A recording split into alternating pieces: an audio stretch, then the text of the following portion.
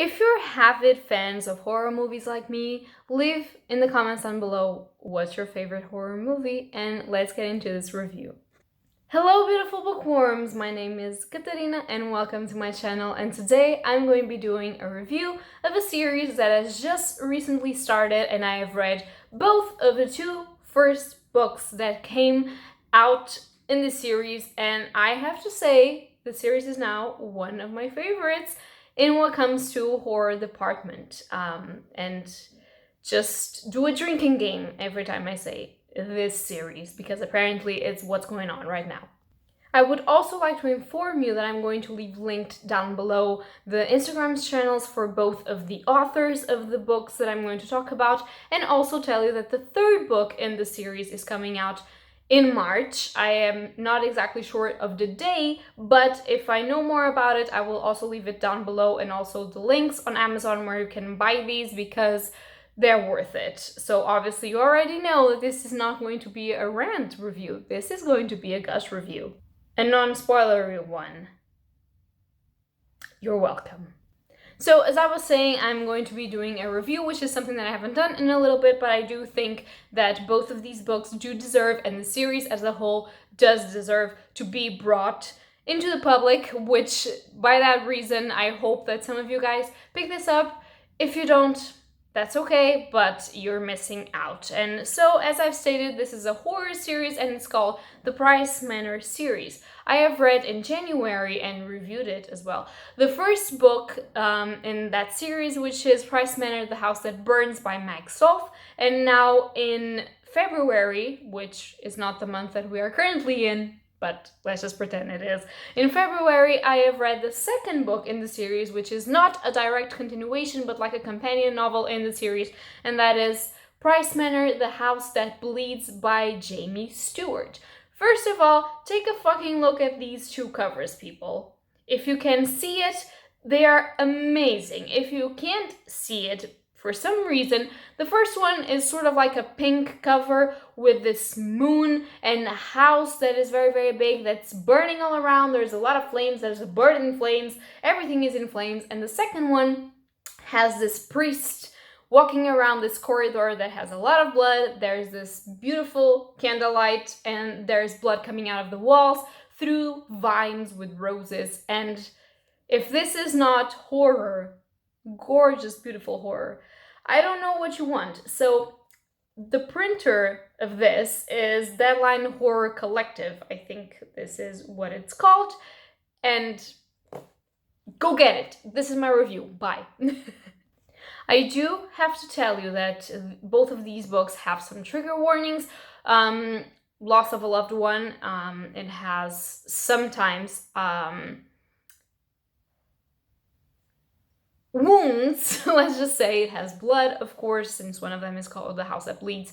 It does have some ways of people dying, and I'm trying to say this in the most non-spoilery way possible. It does have descriptions of ghosts and spirits that might not be non-terrifying, and might not all be there, if you know what I mean.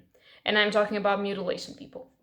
Also, it has some sceneries that can be inconvenient for some of you. It does have a trigger warning against claustrophobia as well, and some more specific ones that I would ask you to ask me, or to go check if in Amazon it does have the trigger warnings for all of it, because I don't want to talk more about it in case I do spoil the books, which is not my idea. I really want you guys to buy it and read them instead of being spoiled them. And with that all of the way, let's start from the beginning.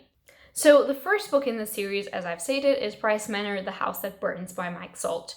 And for me, reading this book as the first in the series, it was an instant love reaction to this series. I love the way that Mike Solf writes. I love the way that he presents his characters. I loved all of the plot, all of the narration, and everything that happened. And this one for me was a very typical haunted house story, but turned on its head with some plot twists and some plot points that were incredibly designed and that caught me by surprise, which is not easy to do, and it was lovely. So I'm going to read at the back of this in order to start, and it says, "Welcome to Price Manor, a good place to die."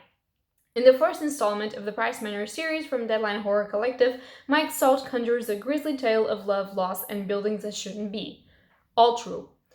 As a wildfire rips through Steelhead, a small group flees the blaze, only to discover a mansion with dark walls in the wake of the fire, a mansion that wasn't there before. Soon they'll discover that the evils of this house are far more dangerous than anything outside. So as stated by the synopsis, and for myself, this is a house that appears randomly in places where it shouldn't be. In the first part of the Price Manor series, it appears in the middle of a way where 6 people are trying to run away from a blazing forest fire that we don't know how it happened, but is destroying the city where they live. So we have 2 couples that are friends and just live very close by and are in the same car, and then we have 1 couple that is known to them, but it's not actually really friends with them, but it's also there. And the house is just there when they are trying to escape, and they think that they see someone inside of the house in the top place of the house. And so they decide, okay, there's a fire going on, there's something raging, we are good people, let's just go in there and save that person and tell that person, there's a fire going on, you have to leave, come with us, and just then go around the house and go the fuck away and don't care about the fact that this house wasn't here yesterday. And so they do. They get into the house, 2 of them first, and then the rest follow when those first 2 don't come out. And it's a haunted house story at its peak. It's a gorgeously done haunted house story, and for those of you that do love that genre of horror, I do really appreciate if you go and pick this up. Mike Salt's writing is absolutely action-packed. And it's also extremely creepy, the way that he uses to describe the ghosts in the house, because there's more than one, which also makes it better. And the way that the house is sort of like programmed, and this is not a spoiler because it happens in all of the haunted houses, to actually let people in but not let people out, is something that adds to your question of, will these characters come out alive? And I have to tell you that I have loved all of the 6 characters, maybe not at first all of them, but by the end I just wanted all of 6 of them to make it, which is not great, because if you're reading a horror story, you know that there is no fucking possible way, and you don't even want that in your core being, because it wouldn't make sense to you, and you wouldn't get to see creative deaths, which it's why you read horror and watch horror, let's just be real. You know it's not going to happen. But I saw myself reading this at night before going to bed and saying, why is this happening? Oh my god, are they going to get out of this? And the creative style of writing that Mike Salt uses is just phenomenal. It was a fun book, it was a terrifying book, it was a book that made me tear up a little bit because of the emotion, and it was a book that made me angry at some parts. It was just an emotional book that brought out the best and worst emotions in me and just made me want to read more of his writing, which is probably why I got another one of his books, which I haven't read yet, but I will. I really love how this was the first thing that you got to see in the Price Manor series, because it opened up to a myriad of possibilities. It opened up to, first of all, wanting one more book by Mike Salt in this series for me to fucking know what happened after that cliffhanger ending. And second of all, it opened up for a myriad of possibilities for what other authors with amazing writing styles will do to this. And I think that it's the best way to open, it's the best way to grab it, with all of this action, all of this emotion, and all of these great characters and amazing descriptions of what the house looks like and what they're seeing, and especially some of the best ghost descriptions that I've ever read are here. I said what I said, and I do read Stephen King, okay? I don't fucking care about that. Ghost descriptions. Mike Salt. The House That Burns. Do it, read it, it's amazing, you're not going to fucking regret it. It was great, it was the best entrance door that I could have asked for in this series. And if you don't agree with me, that's fine. Tell me why in the comments down below, but you have the right to be wrong. Sorry, not sorry. Then, in opposition to that, the second volume in the Price Manor series, which is The Price Manor, The House That Bleeds by Jamie Stewart, was completely different, which first of all is awesome, because if you're doing a series with multiple authors, you want different.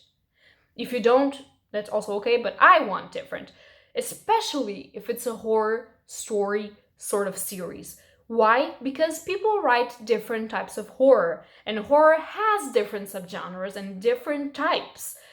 And if you're writing it, why not bring the most that you can in each of those subgenres, each of those types of horror, and present it to you in a place that you already are familiar with?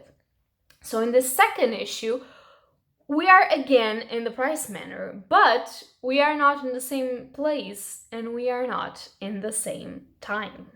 Again, I'm going to read you the back so that you can think about it yourself before you hear my opinion, but it says Tula 1883, which the other one was set in contemporary time. This one is not. A small Russian farming community where the few in power hold on with a strangle-like grip, scheming in the shadows. Father Alexander Nikolai knows this best, his faith shattered by hate for those that have manipulated his life and the life of those around him. Despite this, he has a duty to protect Tula against forces outside of human comprehension.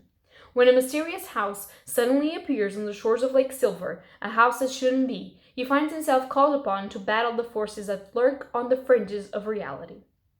Inside this bizarre building, Alex uncovers revelations that make him question the very fabric of existence, revelations that, if employed correctly, might allow him to take revenge on those that he hates so vehemently. This is a haunted house story unlike any other, featuring a genre-blending mix of gothic horror with modern sensibilities. Enter If You Dare.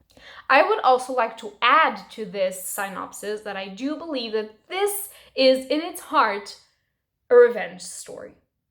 It is what it is, and you can say, well, a revenge story is more like The Count of Monte Cristo, so kind of like a classic story or something. No. Horror is the perfect place for you to joke around with revenge stories, for you to joke around with the human nature, which Jamie Stewart does, and for you to joke around with other situations that I can't tell you about because there will be spoilers. I do want to point out, for those of you that might have some sensibilities to the topic, that Jamie Stewart does reflect a little bit about religion and the difference between what it means to have faith and what it actually means to grab onto faith because you're afraid of something. What it means to have your faith shattered and what it actually means to have that faith. So it's a completely different way of thinking about what faith means and what religion means, and there are small discussions about this throughout the book. There is also some discussions about the motivations of certain characters and how we're not always black and white, which is specific to our main character. Another amazing thing that Jamie Stewart does through The House That Bleeds is to actually make you like most of the characters that you just liked in the beginning. So I have to say for myself that in the first one, I had some strong feelings through most of the characters of The House That Burns, and the ones that I didn't particularly like, I didn't dislike them either. But in The House That Bleeds, I disliked most of the characters, and then I learned to actually like some of them a lot, and wanting them to succeed, and feeling bad when they eventually didn't, because as I stated for the first one, this is a horror book and it's not fun. And by fun, I don't mean that I like watching people die, but you read horror stories because you know that there's consequences, which Jamie Stewart again brings out in perfect conditions. He tells you there were consequences for these actions, there were consequences for these thoughts, there were consequences for these motivations. And here they are. Also, I do love the fact that he plays a lot with specific fears of specific people. In The House That Burns, we had a lot of ghosts and a lot of different type of horrors, but those horrors, even though sometimes built on the motivation of characters and the difference between feelings of characters, they didn't actually present characters with most of their worst fears. They presented characters with some familiarities, but specifically in one of the scenes here that kind of chilled me to the bone, there was this scene that played with one of the worst fears of one specific character, and that scene was hands down one of the best scenes of the book. It was incredible, it was creepy, it was terrifying, it was like my heart was stuck there, wanting to know what happened, already knowing what was going to happen in the end, but just feeling the anxiety and the oh no of the situation, and why it was bad for that character, and why it was ironic and terrible that it was coming to the character again. And the good thing that it does is actually, in Jamie Stewart's books, the motivation of the characters change, mostly because they are not defined strictly as good or bad people. They are defined as terrible people that do terrible things, but might actually do good things as well. And I love the dynamics of the house. I love how we get to know a little bit more of what makes Price Manor tick, and how we are trying to figure out the rules for the manor, which I don't believe we have found them all yet. I do believe there's going to be more, but this one already built a lot on what Mike Salt begun, which I think was pretty great. I am also laughing a lot between those two because I have been seeing comments and descriptions and stuff that have to do with the Hindi horror community that I follow on Instagram, and some commentaries and some names and some situations that have to do with their community, my community now, and that I feel really happy to like get the private joke, if you know what I mean. So that's also pretty fun, but that's not the point of the books. That's for them as writers and for them as friends, but it's not the point of the book, and it doesn't take you out of the story at all. So if you don't know the entirety of the community, first of all, I would recommend that you do follow them and do read their novels and their books, and just know these people, because they're so extremely kind and so extremely funny and nice. But second, I would recommend read their works, because they're actually really good, and I am flabbergasted as why these people aren't traditionally published, because they would bring everything to the table. But like this is more fun. It's actually great to be able to support them and see their work created in this way. It's amazing. I can you see that I'm fangirling over these two people? Also, in the end, I just wanted to preface the fact that I'm probably going to be doing a review of the third book that will come out in March, as I told you, and that is The House That Falls by J. Alexander. And I do recommend, if you've read any of these, first to read the other one that you haven't read. But even if you haven't read both of them, there are things I don't believe that you will miss a lot if you pick up the third one now and then read the other two, I think. But I haven't read the third one, so I can't tell that there won't be spoilers for the other two. But I don't think so, because I think that those are fairly individual companion books. However, these two you can read in the order that you want. I just think it would be better to read the first one first, because it's a grand opening for a new series, and because this one progressively talks more about the rules that you start to understand in this one. So, in conclusion, if you love horror, read this. If you love haunted houses with strange rules and nice plot twists and entities, read this. If you love description of ghosts and more than one ghost, read this. If you like revenge stories, read these. Well, mostly this one. If you like action-y packed character stories, read this. It's just It's great. It's amazing. It's a series that you're not going to want to miss. I promise you. It's great. Both of these writers have different writing styles, but really great writing styles. And I think that actually supporting the indie community in horror is one of the best things that you can do, especially if you like horror, because these people are the future of horror. Yes, you heard me correctly. The people that were writing horror before now already wrote what they had to write. And if we want horror to survive, we need to back these people up because they're great and they are writing amazing stories. And this series is one of the best ways to get into their works and then to just love them. Yeah. So if you like my review of the Price Manor series, please leave a like. If you want to read these books, or if you know any of these books, which I would love that you did, just tell me something in the comments down below. Just if you're going to read it, tell me. If you need trigger warnings, tell me. I can try and help. But yeah, just get into this. It's an amount of fun, of terrifying creepiness, of great descriptions, of great storytelling, and nice plot twists. So that's all for today. I hope that you guys enjoyed this review. If you did, also tell me down below. That's all for today. Happy readings to you all. Bye!